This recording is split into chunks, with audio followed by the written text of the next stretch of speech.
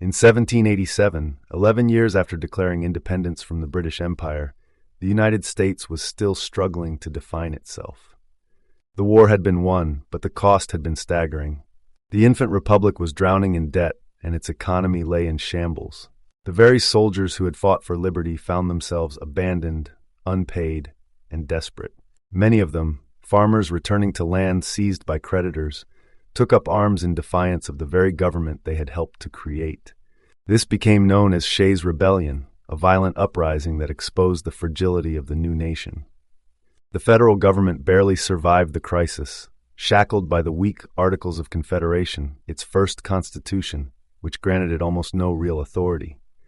Realizing the need for stronger control, America's leaders gathered in Philadelphia that same year, drafting a new U.S. Constitution, a document that would give the government the power to tax, raise armies, and enforce laws, something that had been nearly impossible under the old system.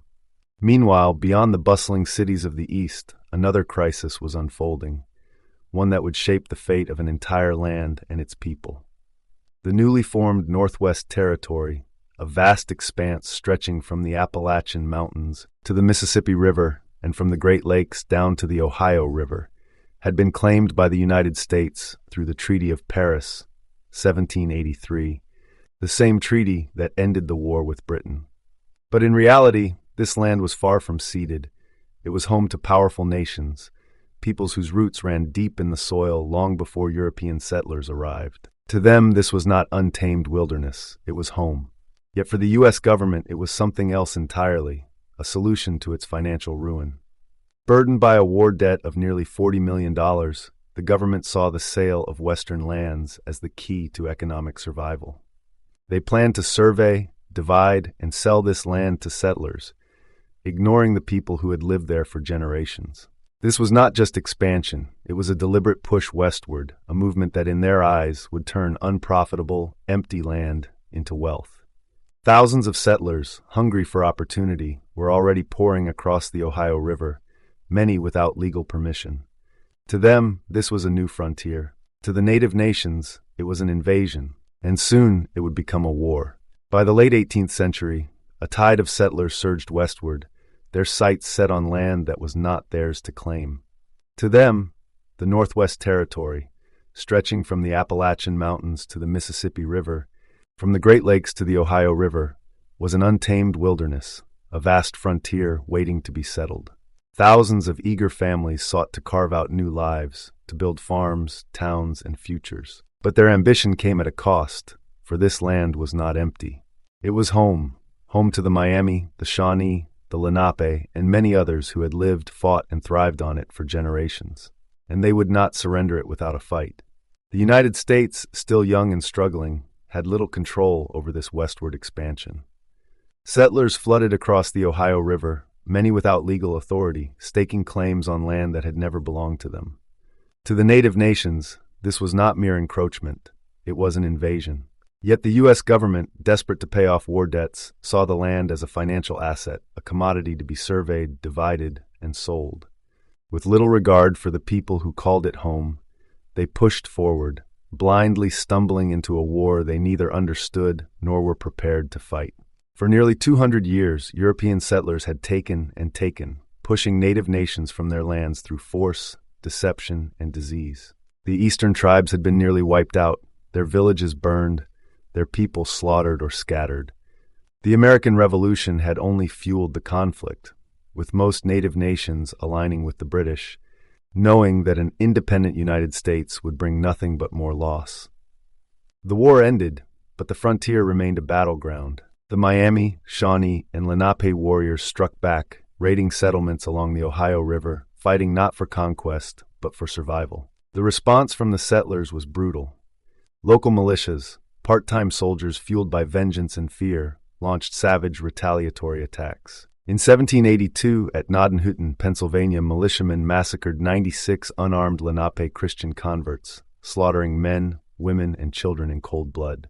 This was the cycle: raids, revenge, retaliation, a war waged not just over land, but over the right to exist. Yet, as the bloodshed continued, the U.S. government remained focused on one goal: control.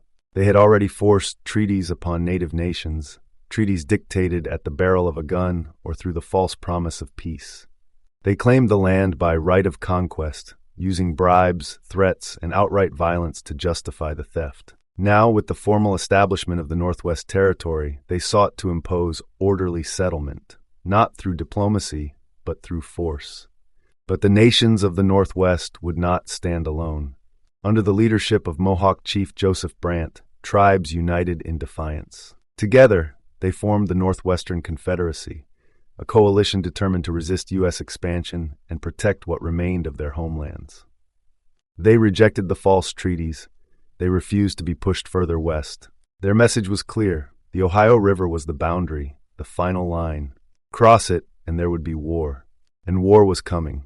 As violence spread across the Northwest Territory, the United States stood at a crossroads. The young republic, barely a decade old, was struggling to hold itself together.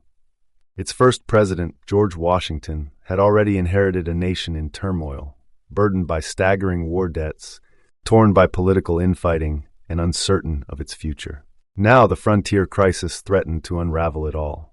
To Washington, this was not just a conflict over land. It was a test of the new nation's power, a challenge to its expansionist vision, and a direct threat to those who sought to profit from the West. Washington, ever the pragmatist, spoke of honor and fairness in dealing with native nations. But words meant little when set against the relentless drive for territory. The Republic's security, its economy, its very survival, these he believed could not be compromised. And in his ear were the whispers of land speculators, men of wealth and power who saw the Northwest Territory not as a home to sovereign nations, but as an investment, a resource to be claimed and sold. Among them was his own Secretary of War, Henry Knox, a key architect of U.S. military policy. Their message was clear. Unchecked violence in the region endangered their fortunes, and something had to be done. Hoping to avoid war, Washington's government made one final attempt at diplomacy. In 1789, U.S. officials gathered at Fort Harmar, offering yet another treaty, another promise, another demand for land. But the most powerful tribes of the Northwest, the Miami, Shawnee, and Lenape, refused to attend. They had seen this before. They knew these treaties were never meant to be honored. They knew that once a line was drawn on a map, it would soon be crossed. They had lost too much already. And so, with negotiations in ruins and pressure mounting, Washington made his decision. In the summer of 1790, he authorized a military expedition into the Northwest Territory. Officially, it was meant as a display of force, a warning to deter further attacks on settlers. But make no mistake, this was not a defensive maneuver. It was an invasion, an assertion of U.S. dominance, a declaration that the expansion of the American Republic would not be halted. For Washington, this was a calculated move. But for the native nations of the Northwest, it was a clear and undeniable act of war. In the fall of 1790, the United States prepared for war. Its first true military campaign since independence was about to begin, and leading it was Brevet Brigadier General Josiah Harmar, a veteran of the Revolutionary War, a man who had once stood with Washington at Valley Forge, but now found himself commanding an ill-prepared force against a foe he did not understand. Though some saw him as a seasoned officer, others whispered of his heavy drinking and questioned his ability to lead. Worse still, Harmar clung to the rigid European tactics of his past, relying on tight formations and drill-heavy discipline, a strategy that would prove disastrous against the warriors of the Northwest. Unlike the British, whom Harmar and Washington had once fought, this enemy did not march in straight lines across open fields. The Miami, Shawnee, and Lenape warriors fought like the land itself, fluid, adaptable, striking from the forests and vanishing before their enemies could react. Yet Harmar would make no adjustments. He believed discipline and firepower would be enough. He was wrong. The force he commanded was a shadow of the army that had won America's independence. The Continental Army was gone, disbanded after the war. In its place, Congress had authorized just one regiment of regulars, 700 men in total, a number far too small for a campaign of this scale. To fill the ranks, Harmar would have to rely on militiamen from Kentucky and Pennsylvania, men pulled from frontier towns and farms, many of whom had little experience with war. These were not the hardened frontiersmen of legend. Many were too old or too young, men with no real training, no knowledge of the dense forests they would be marching through. Some joined because they had no other choice, too poor to avoid service, too desperate for the small wages they would be paid. Few could match the warriors they were about to face. Harmar's plan was bold, if not reckless. He would march 150 miles north from Fort Washington, present-day Cincinnati, Ohio, deep into Miami territory to attack and destroy Kikayonga, the stronghold of the Miami people. To support this effort, another 330 men under Major Jean-Francois Hamtramck would march from Vincennes, hoping to coordinate an attack. The goal was clear: to break the power of the Miami Confederacy before it could grow stronger. And so, on October 7, 1790, General Harmar set out with his men, leading the United States into its first great war against the nations of the Northwest. He believed his force was strong enough to crush the warriors who stood in his way. He did not yet realize he was marching toward disaster. For 8 days, General Josiah Harmar's army pushed deeper into Miami territory, marching toward Kikayonga, now Fort Wayne, Indiana, with the confidence of conquerors. But when they arrived, they found nothing but charred ruins and silence. The village had been burned, not by invaders, but by its own people. The Miami had abandoned their homes, refusing to leave anything behind for their enemies. To the U.S. troops, it seemed as if the warriors had fled, but in reality, they had not disappeared. They were watching. From the forests and the shadows, hundreds of warriors of the Northwestern Confederacy prepared to strike. At their head was Michikinakwa, the Miami war chief known as Little Turtle, a leader as brilliant in strategy as he was fearless in battle. Weyapirsenwa, or Blue Jacket of the Shawnee, stood beside him, leading his warriors with unshakable resolve. And from the Lenape came Buckongahelas, a chief whose people had suffered massacre after massacre at the hands of the Americans, yet still refused to surrender their homeland. These men were not fighting for conquest or power. They were fighting for survival. Meanwhile, far to the southwest, a separate detachment of U.S. troops under Major Jean-Francois Hamtramck was supposed to support Harmar's campaign. But the militia refused to advance. Fear of the forests, fear of the warriors who waited within them. Whatever the reason, they mutinied, and Hamtramck was forced to turn back. Harmar was now on his own, deep in enemy territory, cut off from reinforcements. For 4 days, the Americans rampaged through the area, burning what villages they could find, destroying food stores, in a desperate attempt to starve out the warriors who refused to face them in open battle. But these were not simple raids of revenge. They were bait. The warriors had not fled. They were leading the U.S. forces deeper, pulling them further from safety, setting the stage for a battle of their choosing. On October 19, 1790, the first trap was sprung. One of Harmar's companies, thinking they had found an easy target, marched forward, only to be met by a sudden, ferocious assault. More than 100 warriors attacked, moving with speed and precision, striking from unseen positions. Within moments, 150 U.S. militiamen turned and ran, their discipline shattered, their courage broken. Only a single platoon of regular U.S. troops stood their ground, and they paid the price for it. Surrounded and overwhelmed, they were cut down to the last man. 30 soldiers lay dead, 40 more were missing. Harmar, shaken but unwilling to admit failure, decided his mission was complete and ordered his army to retreat. But just as they began their journey back to Fort Washington, modern-day Cincinnati, Ohio, word reached them. Villagers were returning to Kikayonga. Seeing one last chance to claim victory, Harmar ordered an attack at dawn, hoping to catch the enemy off guard. But he was not the hunter, he was the prey. The Americans charged forward, believing they had the advantage of surprise. Instead, they walked straight into another ambush. In the chaos that followed, more than 100 U.S. soldiers were killed, their bodies left where they fell. The survivors fled back to their fort, the dream of an easy victory shattered. The land they had sought to conquer remained beyond their grasp, and the warriors of the Northwestern Confederacy had won a victory that would be remembered for generations.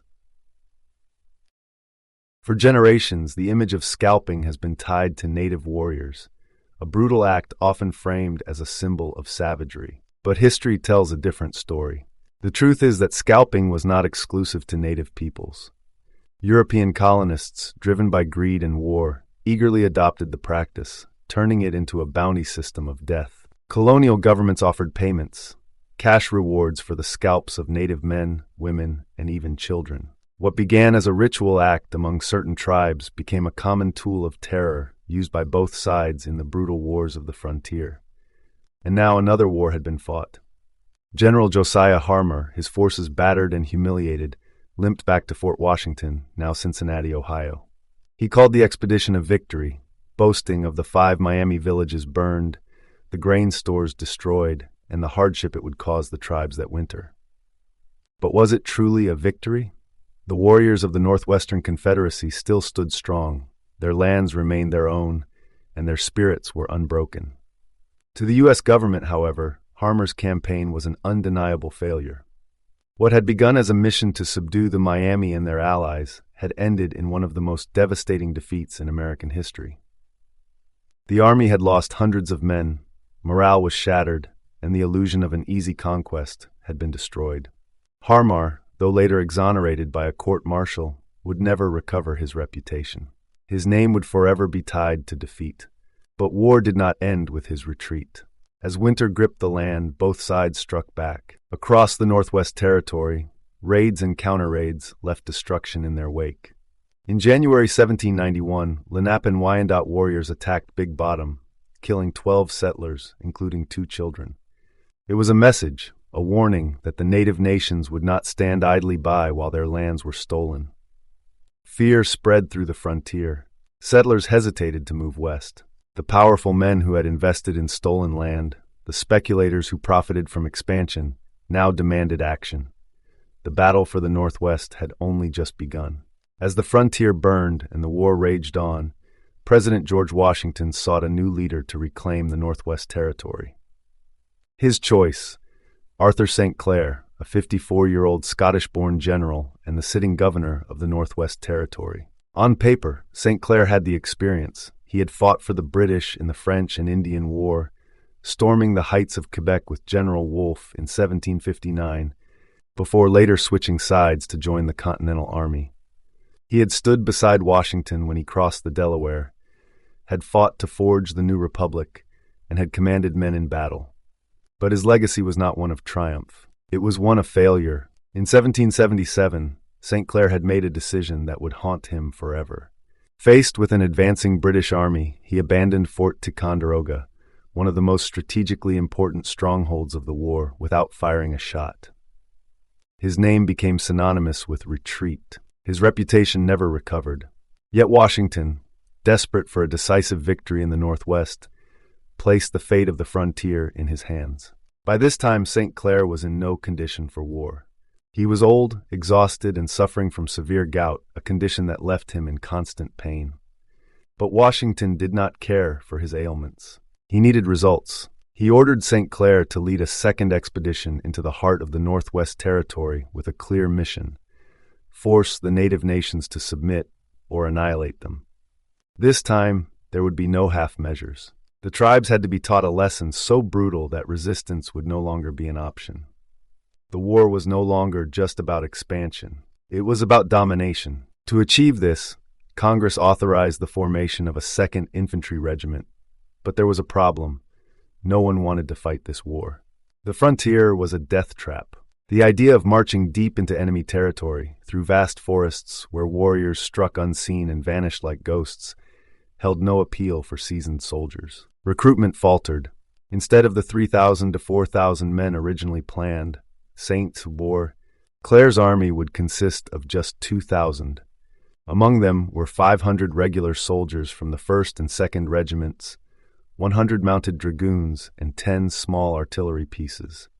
To bolster his numbers, Congress called for 800 short-term volunteers, but these were not warriors.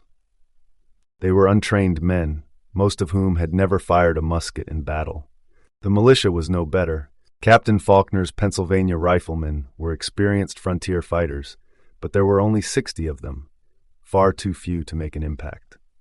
The 400 Kentucky militia were entirely inexperienced, untested, and unprepared for what lay ahead. This was the force Washington expected to march into the homelands of the Miami, Shawnee, and Lenape to break the power of the Northwestern Confederacy and to do what Harmar had failed to do. A war of conquest was about to begin. But St. Clair's army, from the very start, was marching toward disaster. The warriors of the Northwestern Confederacy knew their fight was far from over. Their victory over General Josiah Harmar had sent a powerful message to the Americans, but it would not be the final word. The United States would return, stronger and more determined than before. This was no longer just a battle for land. This was survival. There would be no mercy. The warriors knew that when the Americans came again, they would not simply target fighters. They would burn villages, destroy food stores, and kill without distinction. The war was no longer just about defending their homelands. It was about protecting their families, their way of life, and the very future of their people. And so the Confederacy did what native nations had done for generations in times of crisis. They came together. Warriors from a dozen different tribes answered the call, gathering in one of the largest native forces ever assembled on the frontier. 1,400 strong, they moved as one, bound by a common cause. Leading them was Michiganaqua, the Miami war chief known as Little Turtle, whose strategy had shattered Harmar's army. By his side stood Wyapearsenwa, the Shawnee leader known as Blue Jacket, and the fierce Buckongahelas of the Lenape, who had spent years resisting American expansion. Their warriors were disciplined, highly organized, and well-armed. Each war chief commanded his people in their own language, ensuring coordination and precision on the battlefield. The British, who still held Fort Detroit, had supplied them with Brown Bess muskets, weapons that could strike down an enemy from range. But for close combat, these warriors relied on weapons that had served them for generations: tomahawks, war clubs, and knives, each one an extension of their skill and their legacy. Before battle, many warriors painted their faces in bold, striking patterns. It was a ritual, a connection to their ancestors, a preparation for what was to come. But it was also something more. When the enemy saw them, faces streaked with black, red, and ochre, eyes sharp with unshakable resolve, they would feel fear. The warriors of the Northwest were ready. They had beaten the American army once, and when the enemy returned, they would do it again. The summer of 1791 brought yet another invasion. Arthur St. Clair, governor of the Northwest Territory, had his orders: march north from Fort Washington by July 10th, return to the Miami stronghold of Kekianga, crush any resistance, and establish a permanent U.S. fort with 1,200 men. President George Washington had warned him to be wary of ambushes, but warnings alone would not prepare him for the warriors who lay in wait. This fort was meant to be more than just a military outpost. It was a symbol of conquest, a foothold from which the United States could control the region, cut off native supply lines, and weaken British support from Fort Detroit. Though the British had supposedly relinquished Detroit after the Revolutionary War, they remained entrenched, providing weapons, supplies, and encouragement to the warriors of the Northwest. But before St. Clair's army could even set foot on the march, his campaign was already crumbling. The U.S. military supply system was a breeding ground for corruption. Private contractors, entrusted with feeding and arming the army, had pocketed most of the funds, leaving St. Clair's men desperately short of food, ammunition, and basic equipment. Precious weeks were lost as he scrambled to gather enough supplies for his troops, all while trying to train his raw, untested recruits in time for war. Meanwhile, the Americans struck first, hoping to weaken their enemy before the main invasion. In May 1791, Brigadier General Charles Scott led a mounted militia raid, torching multiple native villages and capturing 41 hostages, their lives now bargaining chips for future negotiations. Then, in July, Lieutenant James Wilkinson launched another attack, burning more villages, destroying fields of crops, and taking 34 more captives, including the daughter of Miami war chief Michiganaqua, known as Little Turtle. These raids were meant to destabilize the tribes, to keep them off balance before the full force of St. Clair's army arrived. But these attacks did not weaken the warriors of the Northwestern Confederacy. They did the opposite. What the Americans failed to understand was that each village set ablaze, each field left smoldering, and each child taken only hardened the resolve of the warriors. These raids did not divide the Confederacy, they united it like never before. Hatred burned hotter than the flames that consumed their homes. When St. Clair's army finally marched north that autumn, they would not be marching toward a scattered and broken enemy. They would be walking straight into the hands of a force that was ready, waiting, and fueled by vengeance.